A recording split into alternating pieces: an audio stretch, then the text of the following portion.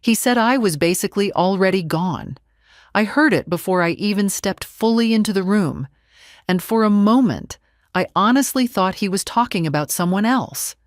An elderly patient, perhaps, or one of those cases lawyers whisper about with rehearsed sympathy. But then he said my name,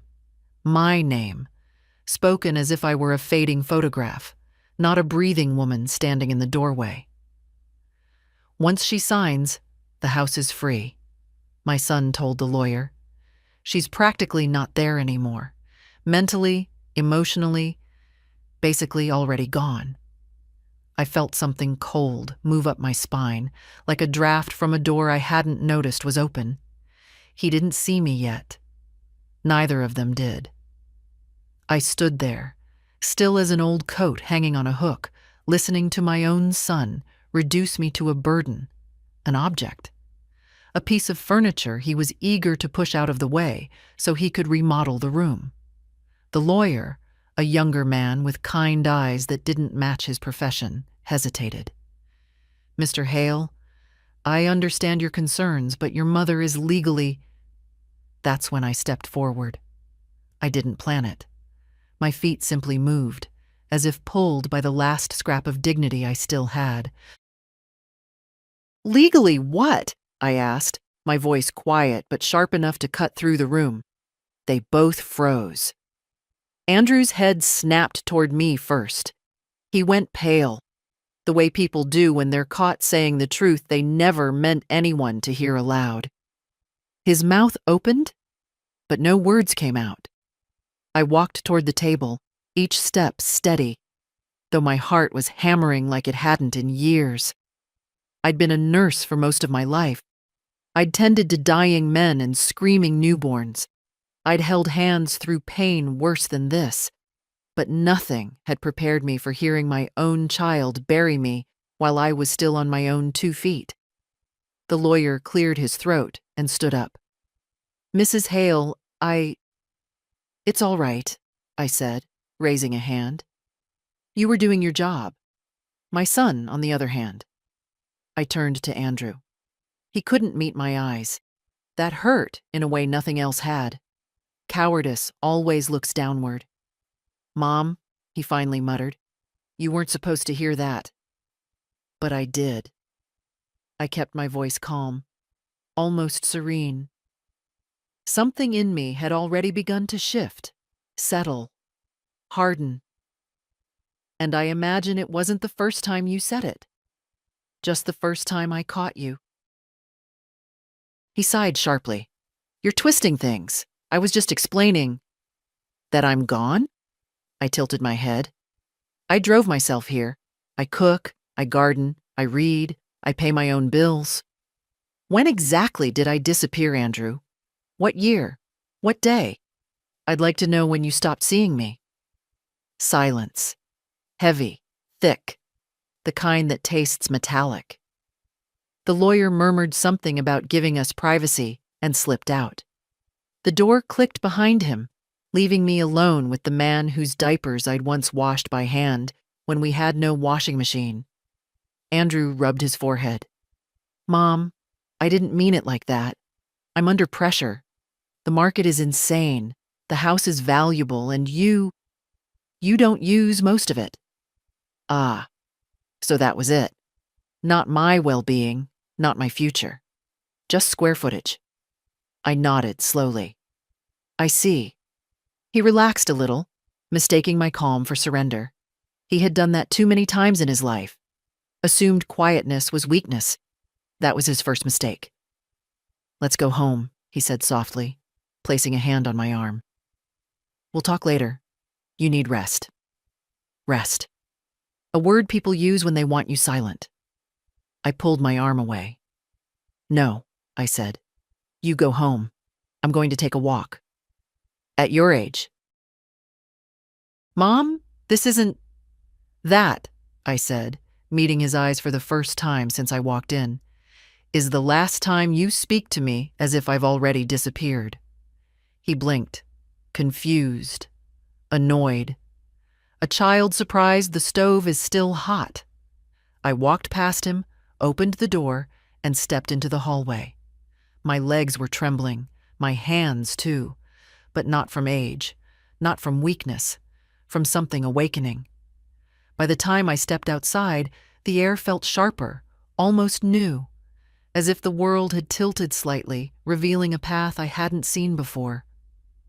I wasn't gone, but someone else was about to be gone from my decisions, my finances, my home. He just didn't know it yet. The walk home felt longer than usual, though it was the same 3 blocks I'd crossed for 30 years. The same cracked sidewalks, the same sycamores leaning over the street like old neighbors, the same row of houses that had never pretended to be more than they were.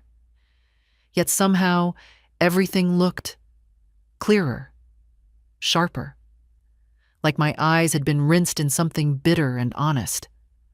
I stopped twice, not because I was tired, but because I needed to breathe through the shaking inside me. It wasn't fear, not quite. Fear has a frantic edge. This was steadier, deeper, like the slow settling of heavy stones in a riverbed. When I reached my porch, the wooden step groaned under my weight. George always promised he'd fix that step. 20 years later, it still complains every time I come home. And I suppose today, I complained right back. I unlocked the door and stepped into the house. The air inside felt still, as if it had been holding its breath waiting for me. My house, my last real territory. I put my purse down and stood in the middle of the living room, looking around with new eyes. The way you look at someone you've loved for decades and suddenly see the bruise on their cheek they've been hiding. The quilt on the sofa. I sewed it when I was 42. The ceramic lamp. A gift from my former patient. The picture on the wall of George laughing with his head thrown back. God, how long has it been since I heard that sound? If I'm basically already gone, then why does every inch of this place remember me better than my own son does? I lowered myself into George's old armchair. It welcomed me like it always did, the cushion dipping under my weight in a familiar way. I rested my hands on the armrests and noticed how they trembled. My fingers have always been steady. Years of holding syringes and stitching wounds taught them discipline. But this was different. This was a shaking that came from a deeper place. The kind that comes after a truth you can't unhear. Basically, already gone. I whispered the words aloud, testing their weight. They didn't break me. They didn't even crack me. They only made me angrier, but in a quiet, almost peaceful way. Anger at 74 isn't loud. It doesn't shout or throw things. It doesn't pace the house or slam doors. Real anger, the kind that comes after a lifetime of swallowing smaller versions of it, sits down. It thinks. It remembers. It remembers every bill I helped Andrew pay when he just needed a temporary boost. It remembers the down payment I made on his first house. It remembers looking after his children while he traveled for work, sometimes for months. It remembers how his wife once said, "I hovered too much," when all I did was help. And it remembers the last time Andrew hugged me. I think it was 4 years ago at Christmas, and even then it felt like he was already halfway out of the room. I looked toward the kitchen doorway. For years, I couldn't walk into that room without thinking of George leaning on the counter, peeling apples in that slow, methodical way of his. But today, the kitchen meant something else. It meant that I'd fed a family, loved a family, built one. And the hands that did that were still strong enough to sign papers. Or refuse them. The phone rang suddenly, making me jump. Andrew's name glowed on the screen. I didn't answer. Not out of spite. I just didn't have the strength to listen to excuses, explanations. Soft little lies meant to smooth over the violence of what I heard in that office. I let the phone ring until it stopped. Then, in the quiet that followed, I realized something startling. I didn't owe him my fear. I stood up slowly, moving toward the hallway. The house creaked. It does that sometimes, like it's reminding me that everything old still has a voice. I passed the mirror on the wall and caught my reflection. Not gone, not fading, not invisible. My hair is white, my skin soft and lined, my shoulders not as straight as they once were, but my eyes were clear, steady, alive. I looked like a woman who'd taken care of countless people and forgotten somewhere along the way to take care of herself. Not anymore. I rested my palm on the photo of George at the end of the hall. His smile, warm, patient, knowing, met mine. Sometimes I still talk to him, not out of madness, but out of habit, out of love. "What would you think of all this?" I murmured. "If he were here, he'd say what he always said when life grew cruel. Stand up straight, Maggie. Don't let them walk through you." So I did. I straightened my back, took a breath, and understood something with absolute clarity. Andrew may have planned my disappearance, but I was the one who would decide what in this life I surrendered and what I kept. And I wasn't giving up my home, or my mind, or my dignity. Not now. Not for him. Not for anyone. Sophia always knocked twice, softly, as if asking permission to enter my world. That afternoon, the sound came just as I was folding laundry, though I hadn't told her I needed anything. She must have sensed something. She often did. Some grandchildren inherit their grandparents' eyes, some their gestures. Sophia inherited intuition, the kind you can't learn. "Grandma?" Her voice drifted through the screen door. "Are you home?" I wiped my hands on a towel and opened the door. The moment she saw me, her face changed. She could read me like a thermometer. A quick assessment. The stiffness around my shoulders, the quietness in my eyes, the small tremor in my fingers. She stepped inside without waiting for an invitation and closed the door with unusual care, as if noise might make things worse. "What happened?" she asked. No hesitation, no warm-up. I sat down at the kitchen table. The room felt too bright, too clean for the kind of words I needed to say. Sophia took the chair opposite mine, leaning forward, elbows on her knees. Her hair, dark and thick like her mother's, fell forward, framing her face. I didn't want to tell her. Not because I was ashamed, but because she was the only one in the family who hadn't hurt me. I didn't want to add weight to her shoulders. But the truth has its own gravity. "I went to see a lawyer today," I began. Her brows lifted. "About what?" "Your father," I said, "was there too." A shadow crossed her face, the kind that appears when a person already suspects the answer, but hopes they're wrong. I told her everything, not dramatically, not in a flood, just plain, steady facts. The simple cruelty of hearing my son speak of me as if I'd already disappeared, as if my presence was a technicality standing between him and a profitable sale. When I finished, the room went quiet. Sophia's breath caught. She wasn't crying, not exactly. Her eyes shone, but in a way that was more anger than tears. "He said that," she whispered. "Dad actually said that about you?" I nodded. She sat back, exhaling slowly, her hands clasped together. Then she shook her head in disbelief. "You know, I'd suspected. Not this," she quickly added, "but something. He's been talking about the house a lot lately. Saying things like it's too much for you, Or it should be used for something productive. Productive, she repeated, bitterness seeping into the word. I swallowed. Did he say anything to you directly? Not to me. She hesitated. But he and Mom had a conversation last month. They didn't know I was upstairs. She asked how long you'd be able to keep living alone. He said...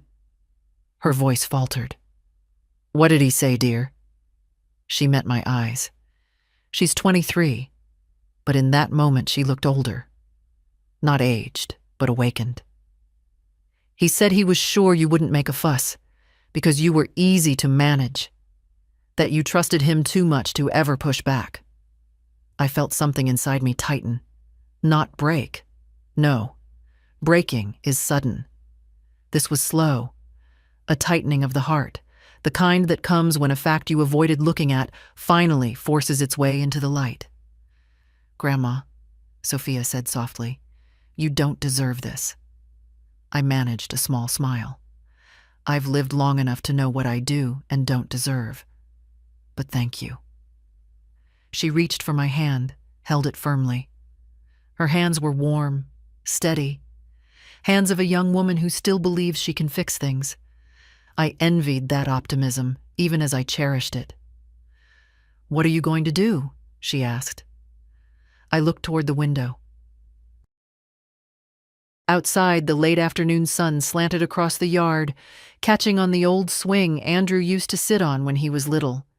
He'd pump his legs so hard I'd worry he might fly right off into the sky. Back then, his world was small and safe. I made it that way. Now he was building a world where I no longer had a place. I'm not sure yet, I answered, but I know I can't ignore this. Sophia squeezed my hand. Do you want help? Because I'll stand with you. I don't care if he's my dad. What he's doing isn't right. Her voice was steady, but her jaw trembled. Loyalty, love, anger, all tangled together. I brushed her knuckles with my thumb. I won't put you in the middle. You're not, she insisted. He put me there years ago. I didn't respond. Some truths don't need an answer. They just sit between two people, understood. We sat in silence a while. She finished the last of the tea I'd poured without noticing, and then she stood, smoothing her coat. Grandma, if you ever need a lawyer or paperwork explained or anything, promise me you won't go alone. I nodded slowly. I promise. But even as I said it, I knew this was something I had to begin on my own. A woman can lean on love, but she must stand on her own feet when the ground shifts beneath her. Sophia hugged me before she left, lingering longer than usual, the kind of hug that tries to hold someone together.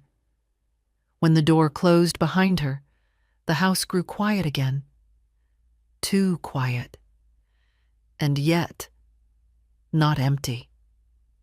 For the first time in years, resolve sat beside me like an old friend returning after a long absence. Tomorrow, I told myself, I would take the next step, whatever it turned out to be. I didn't sleep that night, not because of fear and not even because of anger. It was something else entirely. A kind of alertness I hadn't felt since my nursing days, when a night shift meant every sound might be a call for help. My body remembered that state well. Age doesn't take everything. By morning, I already knew I would see Andrew. Not to fight. Not to plead. Just to look him in the eye and hear, truly hear, the man he had become. The one I apparently hadn't noticed growing inside my own son. He came earlier than expected. I'd barely finished making tea when I heard his car door slam. Not a polite closing, a slam. The kind that says a person has already decided he's the victim in the story. He didn't knock. He never knocked. He pushed the door open the way people enter a house they believe they own. "Mom?" he called out. His tone already carried irritation. "We need to talk." I stayed at the kitchen table, hands wrapped around my cup. Then come in, I said.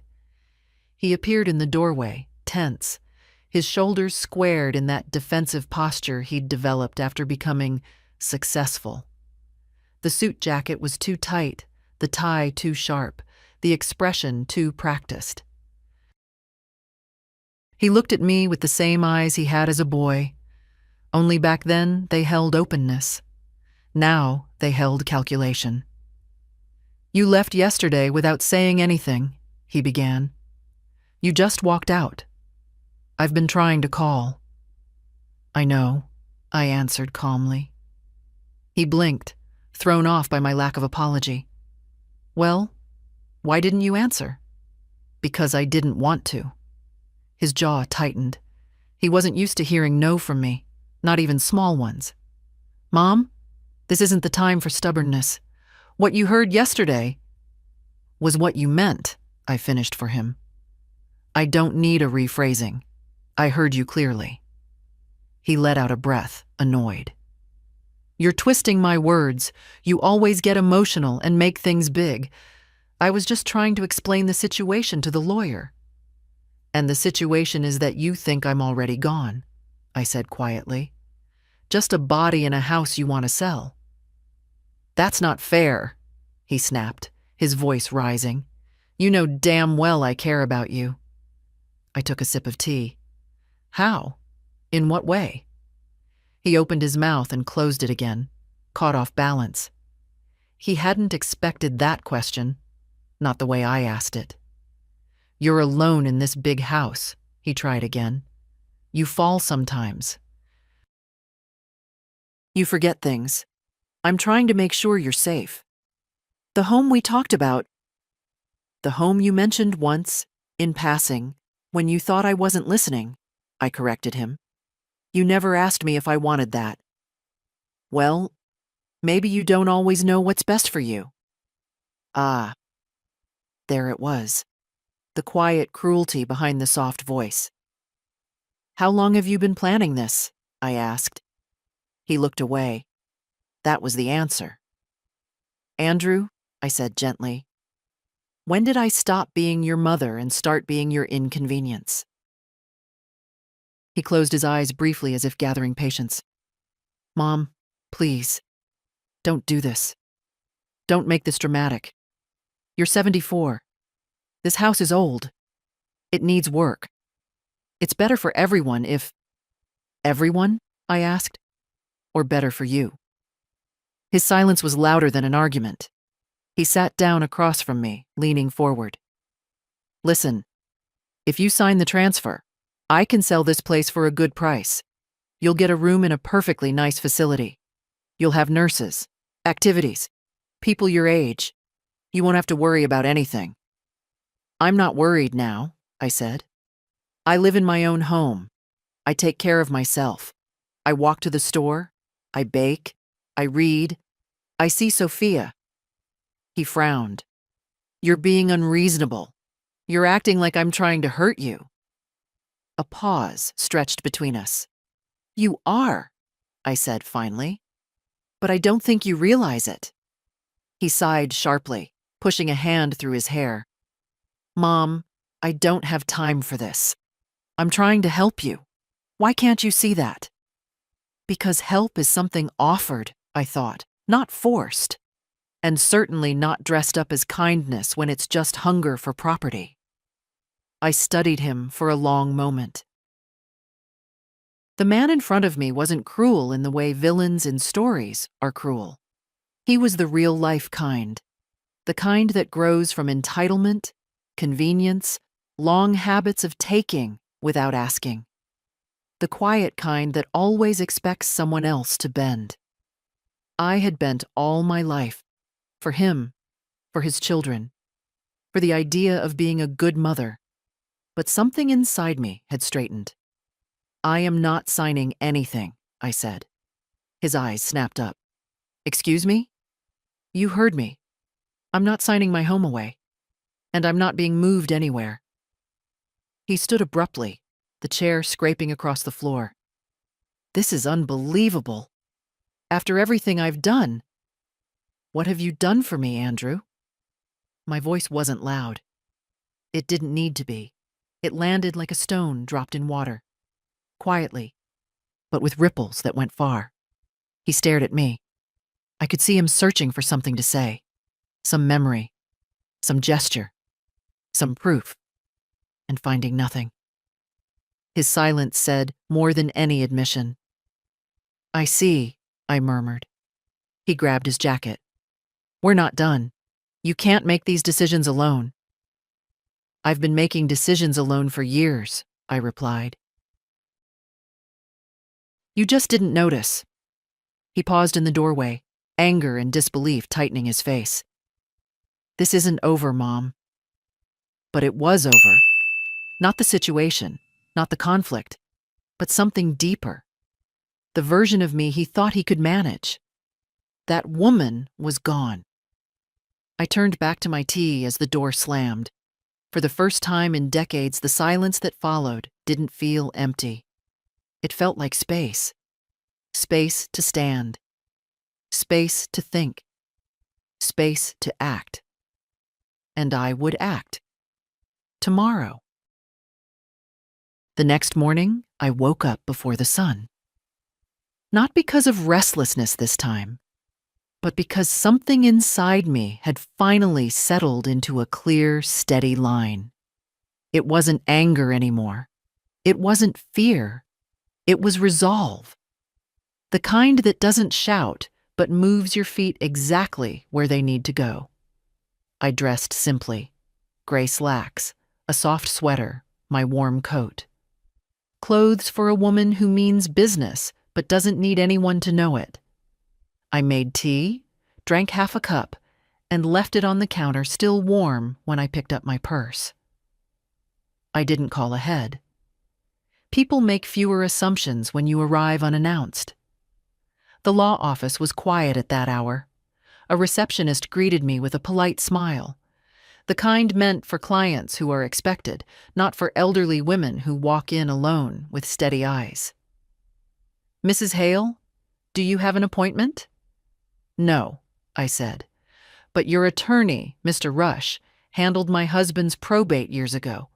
I'd like to speak with him. Something in my tone must have told her not to argue. She nodded and disappeared down the hall. When he came out, he recognized me instantly. Mrs. Hale, it's been a long time. He didn't ask why I was there. Good lawyers don't ask until you're seated. Inside his office, I took the same chair I'd taken 20 years ago, when grief had made my hands cold and my voice thin. Today, my hands were warm, my voice steady. How can I help you? He asked. I looked directly at him. I need to protect my home and my autonomy. His brows lifted slightly, not in surprise, more like confirmation, as if he'd seen this situation many times, the quiet ones where children become impatient and parents become vulnerable. Is someone attempting to pressure you into signing documents? He asked gently. Yes. There was no reason to soften the truth. He nodded slowly. Your son? Yes. Again, no surprise. Sometimes the simplest answers are the saddest. I see, he said. Then we need to put safeguards in place. First, let me explain your rights. And he did. Plainly, cleanly. He told me I had complete legal capacity, unless a doctor declared otherwise, which no doctor had. He told me no one could force me to sign anything. He told me that verbal pressure, manipulation, and strategic planning behind my back, his words, were more common than anyone liked to admit. Do you want to restrict your son's access to your legal matters? He asked. Yes. He wrote it down without a flicker of hesitation. Then we'll start with revoking any implied authority he might attempt to claim, and we'll document your wishes formally. I listened as he explained options. Durable power of attorney, revoked. Medical decisions, designated to a neutral third party if needed. Property, secured. Future directives, written clearly enough that no one could twist them. When he finished, he sat back and studied me. "Mrs. Hale, has he threatened you?" "No," I said. "Not directly. But he spoke as if my absence was a foregone conclusion." "And you are not ready to be absent," he concluded. A thin smile touched my lips. "No, I'm quite present." He nodded once, respectfully. "Good. Then we'll keep it that way." We went through the paperwork slowly, not because my mind was slow, but because I wanted every line to settle into my bones. With each signature, I felt something loosen from my shoulders. Years of being the dependable one, the accommodating one, the quiet one. When it was done, he gathered the documents and folded his hands. "Your son may not take this well." "I'm not doing it for him," I replied. "I'm doing it for me." He inclined his head, as though acknowledging a truth too often spoken too late in life. As I left the office, the receptionist smiled at me differently. Not politely this time, but warmly, as if she'd seen a woman walk in uncertain and walk out standing taller. Outside, the morning was cold enough to sting my cheeks. But I didn't mind. I had my home. I had my voice. And now, I had protection. Andrew could plan whatever he wanted, but he wouldn't be the one deciding my future. Not anymore. When I got home from the lawyer's office, I didn't sit down right away. I walked from room to room, touching the backs of chairs, the edges of framed photos, the little wooden bowl George carved when he was learning to work with his hands. I wasn't stalling. I was preparing myself. Because the next step wasn't emotional. It was practical. And practicality has a way of cutting deeper than any argument. I went to the drawer in the hallway, the one I always kept too organized, almost out of habit. Inside were folders I'd labeled over the years: utilities, insurance, house repairs, family support. That last one, I realized, was the thickest. I carried everything to the kitchen table and sat down. The chair creaked slightly, as if bracing itself for what was coming. I opened the first folder. "Short-term loan," the note said, in Andrew's handwriting. Short-term. That was 12 years ago. $4,000 for car trouble. He never paid it back. Next, private school enrollment fee. For my granddaughter, before Sophia switched to public school because her mother said it was too stressful. I'd paid for the application, books, uniforms. Almost $7,000. I turned another page. House emergency repairs, roofing, plumbing, windows sealed poorly after one of Andrew's renovation projects went wrong. I had paid every invoice, every time. Then a thick envelope with a clipped stack of receipts. Credit card debt consolidation. Andrew Hale. He had cried on the phone that night. He said he was drowning. I wired the money before I even had time to think. It wasn't the amount. It was the urgency in his voice, the way he said, "Please, Mom. It's never been this bad." And now, years later, when I needed only respect, not money, not effort, not sacrifice, he spoke of me as though I were fading from the world. I took a breath, slow and deep. The next folder was heavier. Home projects. A new oven for him. A new water heater. His family trips. "If you could help just a little, Mom, it would make the kids so happy." A down payment he almost had covered, except I was the one who covered it. Thousands upon thousands of dollars, scattered across years like breadcrumbs I'd left in the hope he'd find his way back to me. But money has never been the bridge people imagine it to be. It's more like a rope, one that eventually frays. I sat there for nearly an hour, flipping through the quiet evidence of a lifetime of giving. It didn't make me bitter. Not exactly. But it clarified things, the way sunlight clarifies dust floating in the air, showing what has always been there, even when unseen. Andrew didn't become entitled overnight. I helped him grow into it. That truth was painful in its honesty.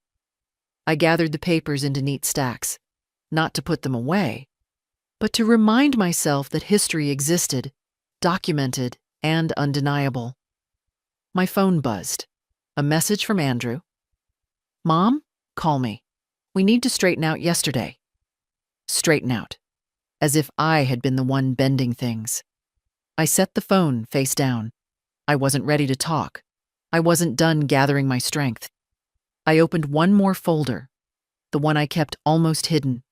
George. Estate. Medical records. Letters. Inside were reminders of a man who saw me fully. A man who trusted my judgment, who never once made me feel like my mind was slipping away simply because I aged.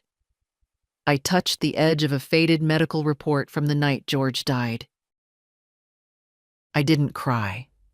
Grief softens with time, becoming a familiar ache rather than a sharp wound. But touching his handwriting, his lists, his notes, reminded me of who I used to be before I became just a supporting pillar in Andrew's life. I used to be a woman with a spine, a woman who knew what was right and acted on it. And she was coming back. I closed the folder gently. Then I stacked everything, all the receipts, all the records, all the proof, into one box and placed it beside my chair.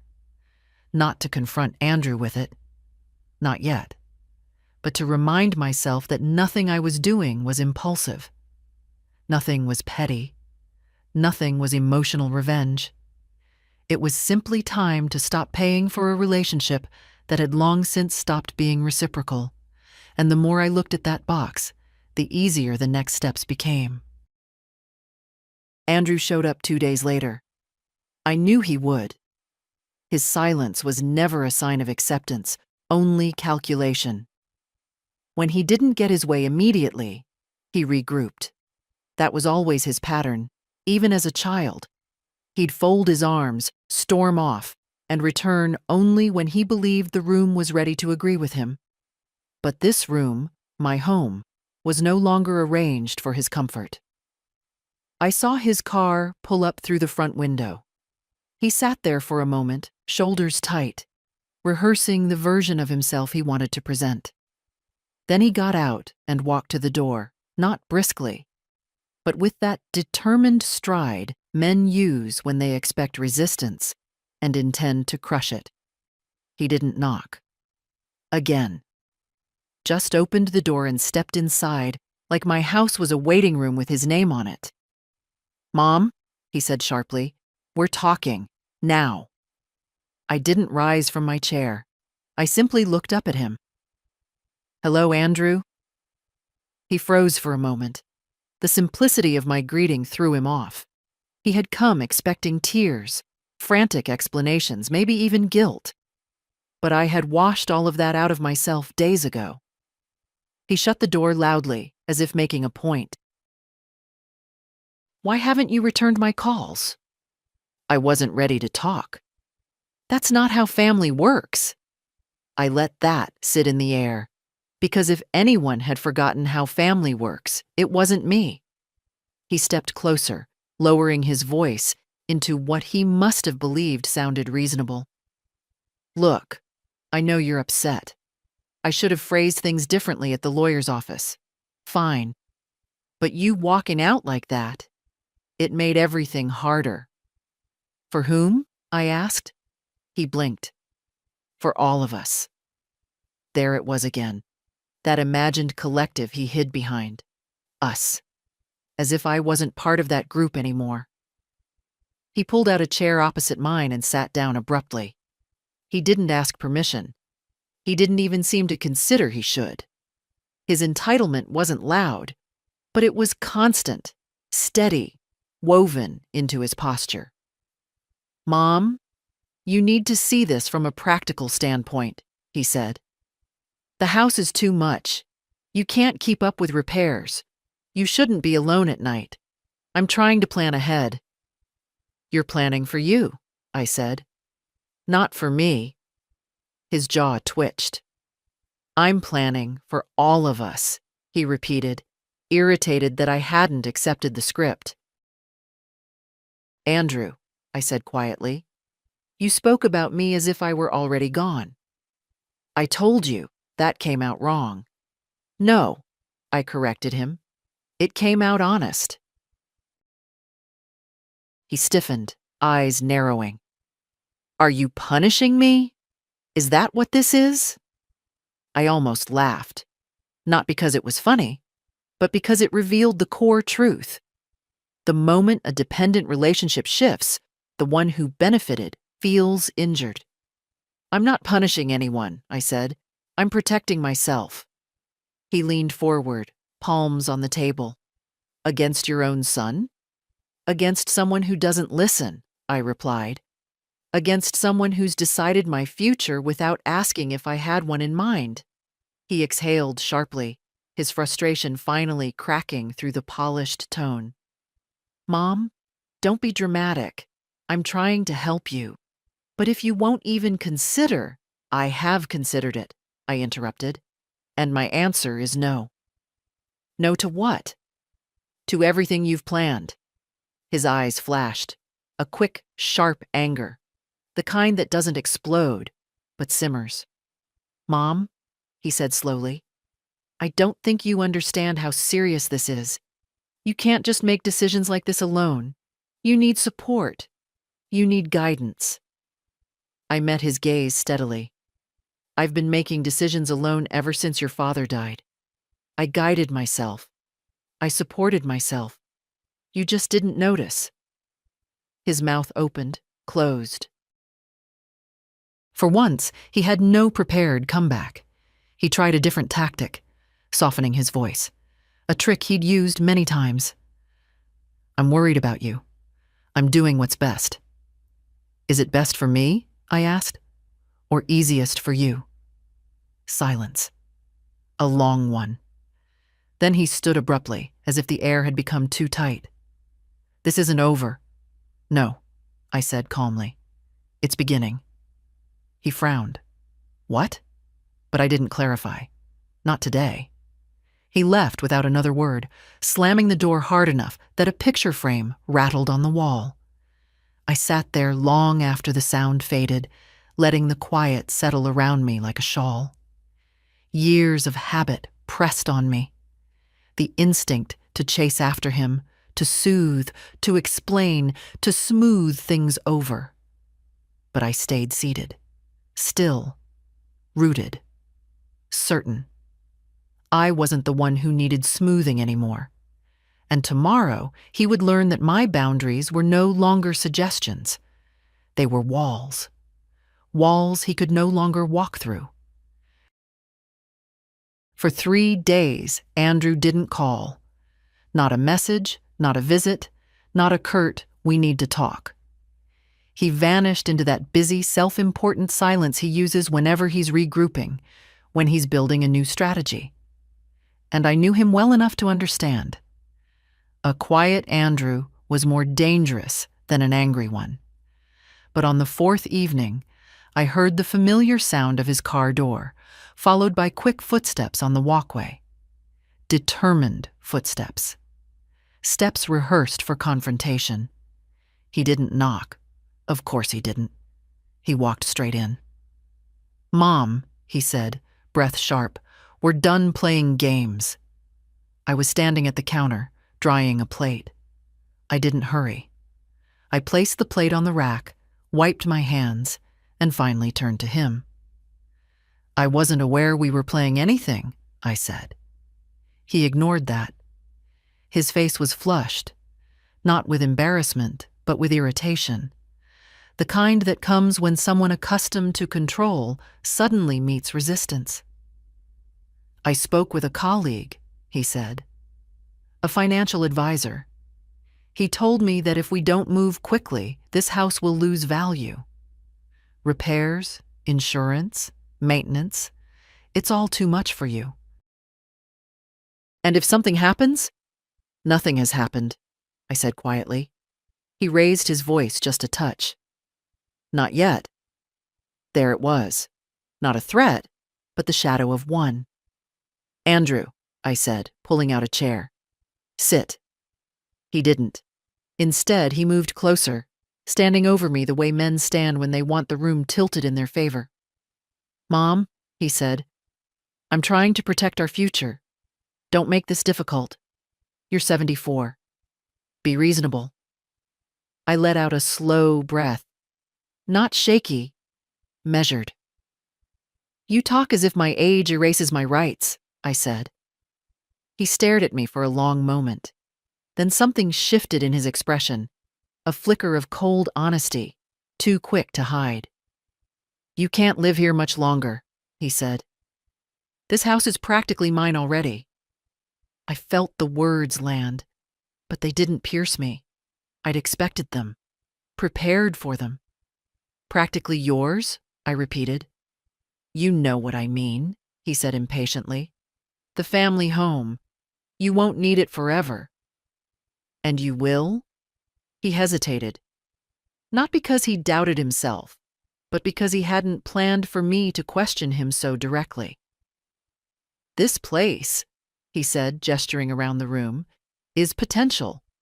You're comfortable here, sure. But that doesn't change reality. Eventually, you'll need to move somewhere safer, and I'll need space for my plans. Finally, the quiet truth behind all the excuses. His plans. Not my safety, not my comfort, not my dignity. His plans.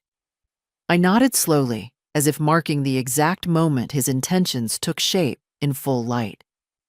You've already decided my future, I said. Without me. I'm trying to help you, he insisted.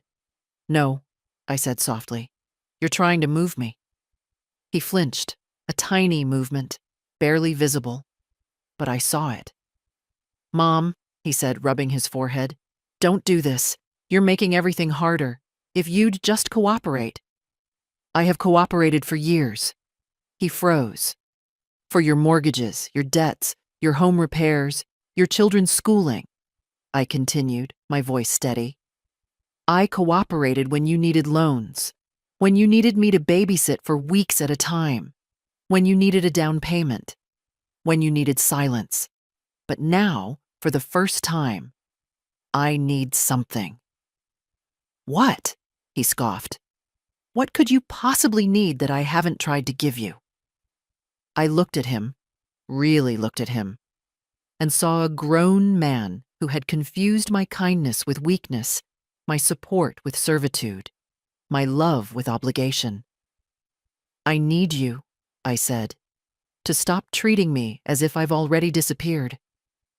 He exhaled through his teeth and stepped back, throwing up his hands. This is pointless, he muttered. Mom, you don't understand what's coming. If you refuse to sign, you're putting everything at risk, the house, the finances. No, I said, you're the one at risk. That's why you're pushing. For 1 second, one quiet, fragile second, he didn't speak. Then he said the line that told me everything. You're being selfish. I almost smiled at the absurdity. Selfish, I repeated, tasting the word, after a lifetime of giving.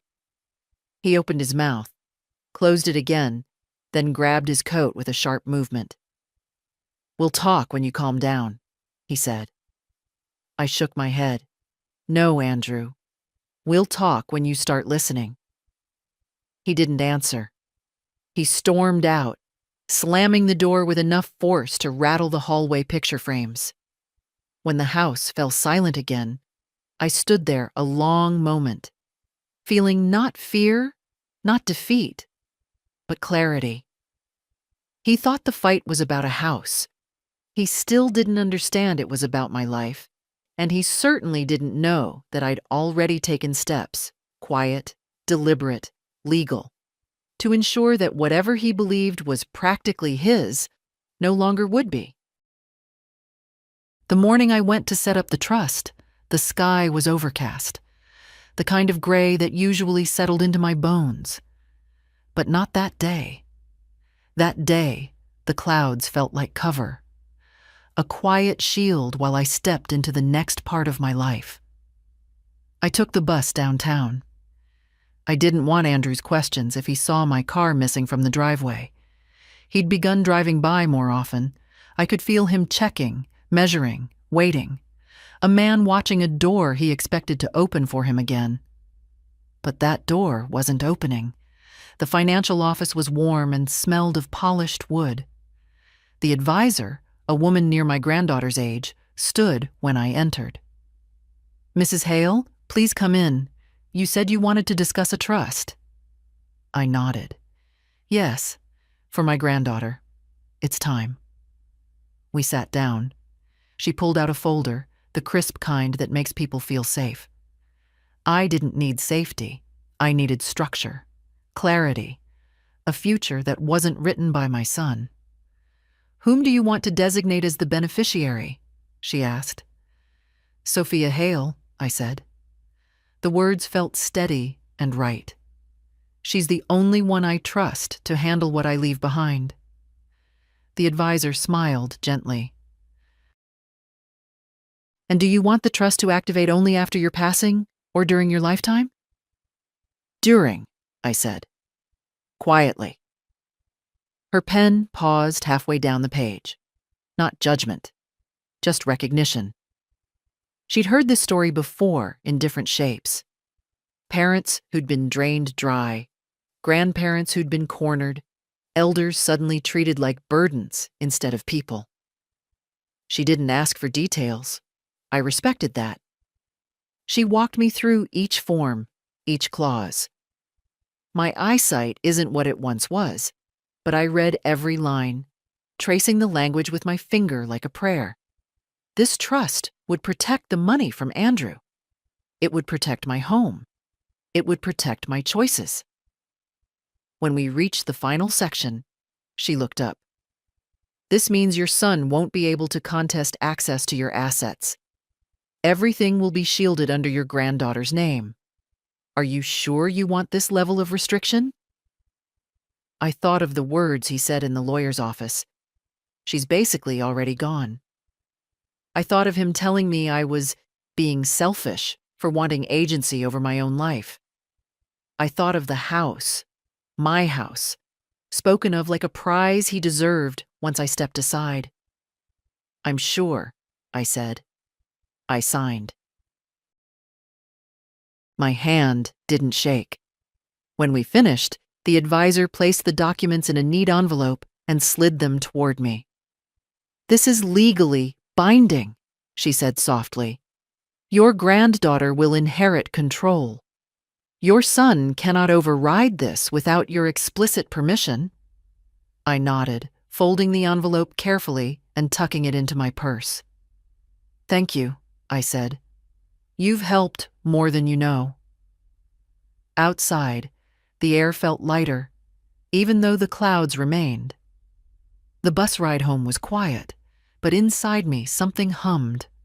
Not excitement, not triumph, but steadiness. Alignment.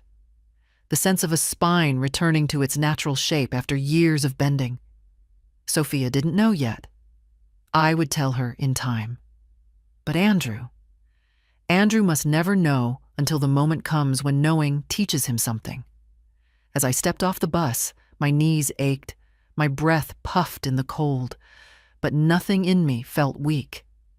I had taken back my life. Not loudly, not dramatically, but with signatures written in clean blue ink. And in that simple act, I was no longer a disappearing figure in my son's plans. I was present. I was rooted. I was unmovable. The day after I signed the trust, I woke up with a surprising sense of quiet. Not peace. That would come later, I hoped. But clarity. A stillness inside me, like the house itself was holding its breath, wondering what I would do next. I didn't rush. I made tea, fed the birds, straightened the quilt on the sofa. Then I went to my desk, the small one under the window, and pulled out the stack of documents I hadn't touched for years. Bank accounts, automatic payments, insurance authorizations, old signatures granting Andrew temporary access, temporary management, temporary oversight. Temporary. And yet, like most temporary things, they'd lingered far beyond their welcome. I took a pen, uncapped it, and began. First, the bank authorizations. I revoked them one by one, online and on paper. I changed passwords. I added two-factor verification. I removed his phone number as my backup contact. With every confirmation message, something inside me loosened, not vindictively, simply rightly. Next, the credit union account we once opened together when he said he wanted to help me organize expenses. I closed the joint feature, kept the account in my name only, then insurance. He had listed himself years ago as the primary emergency contact, a role he rarely fulfilled unless it benefited him.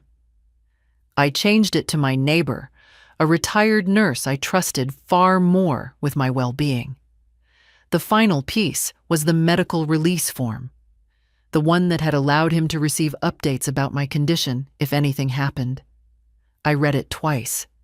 Then I tore it down the middle and again until it became a pile of harmless paper. I took out a fresh form and assigned the authority to no one for now. I wasn't rushing to replace Andrew with someone new. I would choose carefully when the time was right. All of it, every change, felt like opening windows that had been nailed shut for years. By noon, my hands were tired, but my mind was lighter. I stacked the revised documents neatly and slipped them into a new folder labeled Current, placing it at the front of my drawer. A small act, but symbolic. My life, at the forefront again. Just as I closed the drawer, my phone vibrated. A message from Andrew. "We need to finalize the paperwork for the house. Let's talk tonight." There it was. The assumption, the impatience, the ownership disguised as concern. He thought the world had paused, waiting for his next instruction. I didn't answer. Not out of spite. Silence was simply the most honest response. A second message followed 10 minutes later. "Mom, please be reasonable. I've already started discussions with a contractor. Don't complicate things." Contractor. He was already planning renovations on a home he didn't own. I set the phone down, face turned to the table. I wasn't angry. Not anymore. Because now I had taken back every lever he once pulled without asking. Not one account, not one payment, not one signature was under his hand. He didn't know it yet, but the ground had shifted beneath him. By evening, I received a third message. "Call me." I didn't. Instead, I sat on the porch, wrapped in a blanket, watching the sky darken. Cars passed, leaves rustled. Somewhere down the street, a dog barked at nothing. For the first time in a long while, I wasn't waiting for anyone. Not for permission, not for approval, not for understanding. I had made myself steady. And when Andrew finally learned the truth, that his access was gone, his influence severed, his plans hollow, he would be forced to see me not as a fading shadow, but as the woman who had quietly closed every door he assumed he owned. Andrew didn't wait long. The day after I ignored his third message, he arrived without warning, again. But this time he didn't storm in. No. He walked slowly, deliberately, as if rehearsing calmness in the driveway. That alone told me everything. He'd realized force wouldn't work, so now he'd try persuasion, the gentler mask over the same intention. He stepped into the kitchen while I was peeling potatoes. His voice was soft, careful. Mom, we need to talk. I didn't put the knife down. Then talk. He exhaled, visibly restraining himself. I've been thinking. Maybe we both said things we didn't mean. I meant everything I said, I answered. He blinked. His smile faltered. Okay, all right. He pulled out a chair and sat across from me. Look, I don't want us to fight. This isn't good for either of us. A familiar phrase, the one he used during every disagreement, from childhood to adulthood. This isn't good for us meant. I need you to stop resisting me. I peeled another potato. The skin curled away easily. Mom, can you look at me? I set the knife aside and raised my eyes slowly. He seemed relieved, as if the simple act of looking at him meant I was returning to my old self. Good, he said softly. Now we can get somewhere. He folded his hands like a man preparing to negotiate a deal. I understand you're scared, he began. That was his opening line. Wrong one. I'm not scared, I corrected. I'm aware. He paused again, recalibrating. Fine, he said. You're overwhelmed. This is a lot for you to process. Lawyers, paperwork. I handled all of it, I said. His lips parted slightly. Handled? What do you mean, handled? I wiped my hands and sat down across from him. I met with my lawyer. We discussed everything. For a moment, just a flicker, a crack of worry slid across his face. But he hid it quickly. Mom, you didn't need to do that, he said gently. Too gently. You should have waited for me. I would have helped you understand things. I understand perfectly. He laughed under his breath, the way one laughs when trying to make someone feel small. You think you do, but trust me, these processes are complicated. I leaned back. They seemed very clear to me. Silence. A long one. Then, cautiously, what did you sign, Mom? There it was. The true question. The real fear. I signed protections for myself, I said. Revoked old permissions. Cleaned up accounts. Updated who can access what. His face drained of color. Updated. Who can... Mom, what exactly did you change? My life, I said simply. I changed my life. He stood up so fast the chair scraped the floor. You can't do that without talking to me. I looked at him the way I once looked at difficult patients. Not unkindly, but firmly, with the understanding that their outburst said more about their fear than their anger. I don't need your permission, I said. You do, he insisted, voice rising. You absolutely do, because these decisions affect all of us. No, I said, shaking my head. They affect me, only me. He paced once, running his hand through his hair, the gesture he used when he was about to lose control. What about the house? He asked sharply. Not, are you okay? Not, what's happening? Not, can we talk? The house. Always the house. It stays with me, I said. His jaw tightened. Do you know what you're doing? You're ruining everything I've planned. Yes, I said quietly. I know. He stared at me then, really stared, as if trying to see the woman he had underestimated for so long. And he finally understood, at least for a moment, that she was gone. Or maybe that she had never been here the way he imagined. He pointed toward the door, trembling with furious disbelief. This conversation isn't finished. It is, I said. And it was. He left without another word, but not with the triumph he had expected. He left with fear in his eyes. Because he had finally realized I was no longer his silent shadow. I was standing in my own doorway, and he could no longer walk through me. Sophia arrived that evening without calling first. I heard her gentle knock, 2 short taps, then one softer.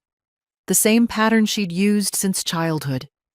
It was the knock of someone who had never once demanded my door open, only asked. I opened it, and she stepped inside, her eyes searching my face before she even took off her coat. "Grandma, I saw Dad. He looked—" She paused, trying to find the right word. "Angry, but also scared? Is everything okay?" I motioned her to sit.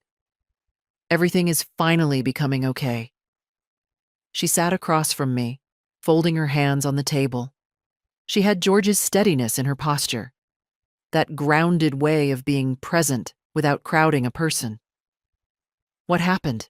she asked. I told her. Not the details she didn't need, not the revocations, not the passwords, not the legal language, only the heart of it. That part of my life where your father made decisions for me is over. Sophia listened with that deep, attentive quiet I'd always admired in her. When I finished, she didn't rush to speak. She let the words breathe, as if giving them room to settle into the air. Finally, she reached across the table and took my hand. "Good," she whispered.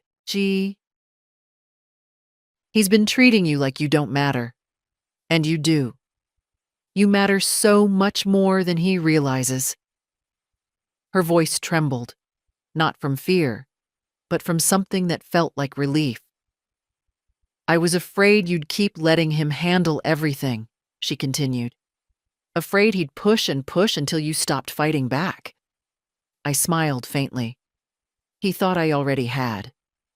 She shook her head, eyes bright. "People confuse quiet with weakening. You've never been weak. You just didn't want to hurt him." That pierced deeper than she knew, because it was true. All these years, my silence had been an act of love, misread as surrender. "Sophia," I said gently, "I didn't tell you this so you would choose sides." "I chose my side years ago," she said. "I chose you." Her certainty warmed me more than any heater could. For a moment, neither of us spoke. The house felt different with her in it, younger, lighter. Not because she filled the space with noise, but because she made room for honesty. She hesitated then, biting her lip. "Grandma, what if Dad gets worse? What if he tries something desperate?" "He might," I admitted. "But I've protected everything that needs protecting." "You did it alone?" she asked, worry threading through her voice. "Yes." She exhaled slowly, processing that. Then she leaned back, studying me. Not like a child looking at an elder, but like a woman looking at another woman, measuring her strength. "You know," she said softly, "you look calmer than I've seen you in a long time." "I feel calmer," I said. "Not because the situation is easy, but because I finally stopped stepping aside for someone who never looked where he was walking." Her smile was small but full. "That sounds like something Grandpa would have said." I nodded. He taught me more than I realized. She reached for her coat after a while, but before leaving, she turned in the doorway. "If you ever need me," she said, "day or night, I'll come." "I know," I replied. But this part, I must finish myself. She seemed to understand. She gave a small nod and left, closing the door gently, a softness Andrew had never learned.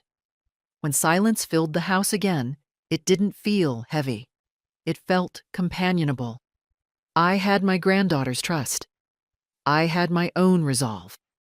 And soon, Andrew would learn that love does not grant ownership, and age does not erase autonomy. I sat down, wrapped my shawl around my shoulders, and let the calm settle deeper into my bones. Tomorrow, I thought, would bring whatever it brought, and I would be ready for it. Andrew returned 3 days later. I sensed him before I heard him.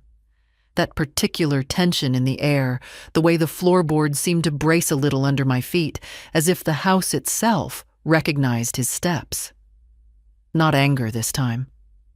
Something heavier, more purposeful. He didn't barge in. He knocked. For the first time in months, he actually knocked. When I opened the door, he stood there with his shoulders squared, chin tight, eyes red from lack of sleep. A man who felt the ground shifting beneath him and didn't yet know how to steady himself. "Mom," he said, "we need to talk." I stepped aside. "Then come in." He walked into the living room, but he didn't sit. He stayed standing, pacing a little, trying to gather his thoughts. Finally, he turned to me. "I talked to the bank," he said. My pulse didn't change. "Did you?" "Yes, and they told me I'm no longer listed on anything. Not the accounts, not the authorizations, nothing." His voice tightened. "What did you do?" "What I needed to." "That's not an answer," he snapped, then caught himself and took a breath. "Mom, this is serious. You can't just cut me out of your finances." "I can," I said. And I did. He took a step toward me. Then another. "Why?" The word hung between us. Not gentle, not pleading, but incredulous, as if he truly couldn't grasp the concept of me acting without him. "Because you were using my access against me," I said. "Because you planned my future without asking if I wanted it. Because you treated my life as a loose thread to be trimmed." His jaw flexed. "I was trying to help you." "No," I said. "You were trying to manage me." He laughed, short, bitter. "Is that what Sophia told you?" "She didn't need to," I replied. "You said it yourself. Over and over." His face darkened. "So, that's it? You're choosing her over me?" "I'm choosing myself," I said calmly. He looked startled, as if the idea had never occurred to him, that I had a self to choose. He ran a hand through his hair. "Mom, listen. You're making a huge mistake. You know you can't keep track of all that paperwork. You know the house is too much. And now you've cut me out? What if something happens to you? What then?" "I'll handle it," I said. "You can't," he burst out. "You're not—" He stopped. Too late. But the unspoken word echoed anyway. Capable sharp all there, I looked at him a long moment. "Say it." He swallowed hard. "No. Say it," I repeated. But he couldn't. Not because he felt shame, but because saying it aloud would make it real, no longer disguised as concern. "Mom," he tried again, softer now, almost desperate. "You're putting me in an impossible position. I'm your son. I'm responsible for you." "No, Andrew," I said, my voice steady as stone. "You're responsible for your life. I'm responsible for mine." His face contorted with frustration. "I don't understand why you're doing this." "Because you forgot I'm alive," I said. "You acted like I was already fading, already leaving, and you built your plans on that assumption." He stared at me, breathing hard.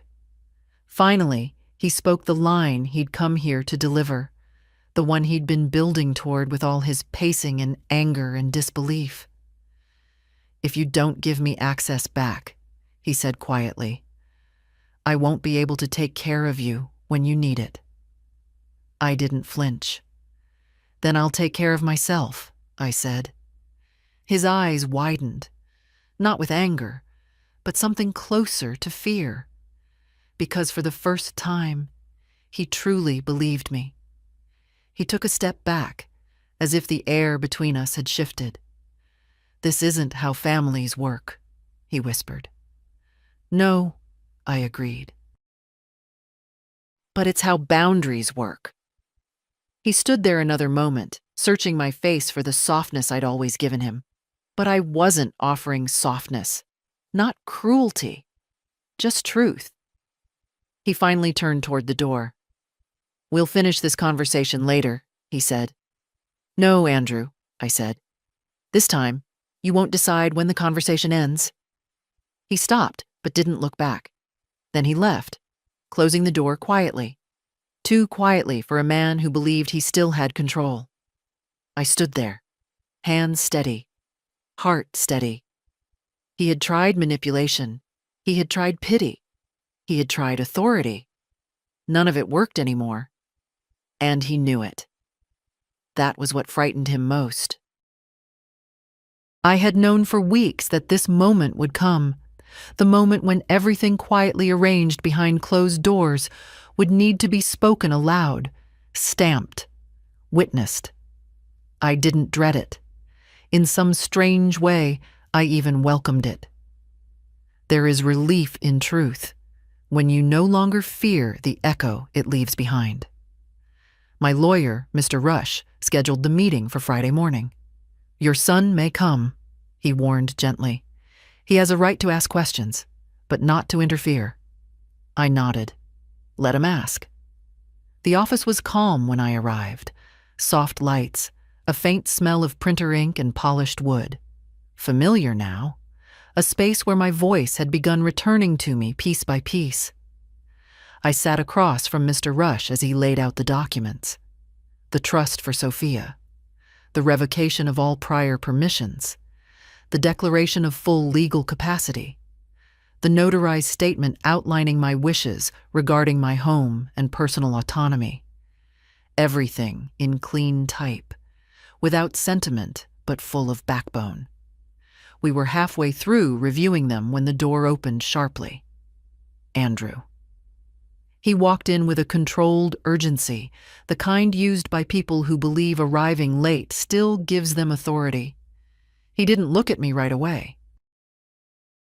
He looked at the documents, at the lawyer, at the empty chair beside me, then finally at my face. "Mom," he said, "what are you doing?" I gestured to the chair. "Sit." He didn't. He stayed standing like a man trying to loom over the outcome. Mr. Rush adjusted his glasses. "Mr. Hale, your mother is here to finalize several legal directives. You're welcome to listen, but she alone will be making decisions." Andrew's nostrils flared. "She doesn't understand what she's signing." I spoke before the lawyer could. "I understand exactly what I'm signing." He turned to me, voice low but sharp. "Mom, please. Think about this. You're cutting your own son out." "I'm setting boundaries," I corrected. "It's long overdue." "This isn't you talking," he said. "Someone got in your head." "Who?" "Sophia." I shook my head slowly. "No one got in my head. I finally cleared it myself." He ran a hand through his hair, pacing once. "Mom, this is insane. You're creating legal barriers for no reason. We're family." "Families," I said quietly, "don't make plans for each other's disappearance." He stopped pacing. I watched something shift in his expression. First defiance, then confusion, and, just briefly, something that looked like fear. "Mr. Hale," the lawyer said, keeping his tone neutral, "your mother is fully competent. We conducted a cognitive assessment. She scored above average. She understands every clause." That silenced him. For a long moment he simply stared at me, searching for weakness, some hint I might waver. He found none. "Mom," he tried again, softer now. "Once you sign these, I won't have any legal involvement. None. Not with the house. Not with your finances. Nothing." "I know," I said. "And you're okay with that?" "I'm relieved by it." He swallowed hard. It hurt him. Not because he lost access, but because he finally realized he'd lost trust. The thing he thought he could always reclaim with a few soft words. "Let her continue," I told the lawyer. And so he did. I signed my name, steady strokes, no tremor. Each signature felt less like a rebellion and more like a return. My hands remembered themselves. My spine remembered its shape. When the last page was complete, Mr. Rush gathered everything and stamped it. "Legally finalized," he said. Andrew let out a breath, shaken, angry, but also stunned, as if he'd never believed I would go this far, as if the mother he knew would always yield in the final moment. But that mother was done disappearing. I stood, put on my coat, and looked at him with the softness I still had, softness that had nothing to do with surrender. "Andrew," I said quietly, "I'm your mother, not your possession. You don't get to organize my ending." He opened his mouth, but nothing came out. I walked past him toward the door, the papers safe in my bag. For the first time, he didn't follow me. He didn't argue.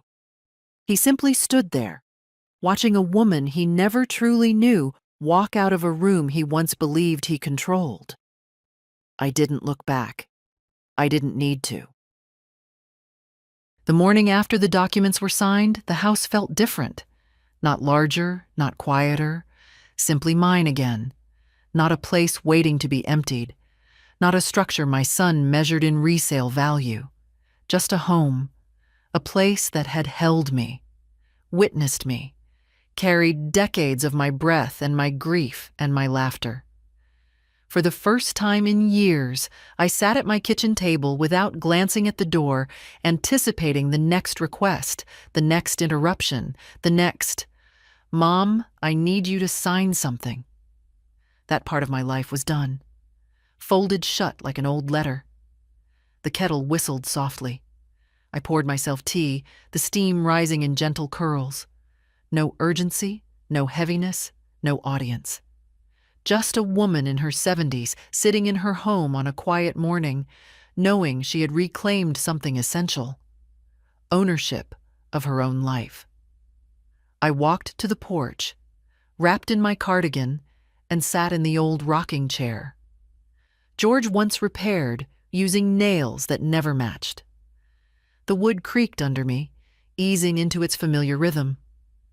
I breathed in. The air had that crispness early mornings sometimes carry, the kind that feels like truth, unadorned and unafraid. Across the street, Mrs. Callahan watered her begonias. A dog barked at a passing car. A teenager rode by on a bike too small for him. Ordinary things, beautiful things, alive things. Not one of them belonged to Andrew's plans. A car slowed near my driveway. For a moment, I thought it was him. My heart didn't jump. It simply waited. But the car rolled past without stopping. I exhaled. He would come eventually. Not today, perhaps not tomorrow. But someday soon, he would knock. Maybe with apology. Maybe with accusation. Maybe with a silence too full to name. And by then, the truth would already be settled. He could visit my life, but he could no longer rearrange it. I wasn't angry with him anymore. Anger takes too much space. What I felt now was something steadier. A firm, quiet boundary. A line drawn not out of spite, but out of self-respect. When Sophia arrived later that afternoon, she didn't ask many questions. She simply sat beside me, her shoulder brushing mine, her presence warm and gentle. "Are you okay, Grandma?" she asked softly. "I am," I said, and I meant it. "Did it feel heavy? Signing everything?" "No," I said. "It felt like standing up." She smiled then. That small, aching smile young people get when they see strength in someone they worry about. She leaned her head lightly against my shoulder. "You taught me something," she murmured. "Oh? And what is that, dear?" "That a woman doesn't disappear just because someone decides she should." I reached over and took her hand. Her fingers curled around mine immediately. Inside the house, the clock ticked. Slow, even, unhurried. Time moving forward, not taking anything from me, just carrying me with it. Age does not diminish a person. Silence does not erase them. Love does not require surrender. And dignity is not something someone gives you. It's something you refuse to give away. When Sophia left, she kissed my cheek and said, "Call me if you need anything." I nodded, but I knew the truth. I finally had myself. And that was enough. As evening settled in, I made one more cup of tea and stood at the window, watching the last light fade over the yard. The world outside kept moving, slowly, tenderly, and I stood with it, steady on my own feet. Not gone, not fading, not basically already anything. Here, present, living. And I hoped, quietly, that anyone reading my story, any woman who had ever felt herself pushed aside, overlooked, spoken over, might feel the same. You are not gone. You are not done. Your voice still belongs to you. If this story touched you, if it reminded you of your own strength, stay, follow, keep reading. There are so many more voices like mine, and so many women who deserve to hear theirs again.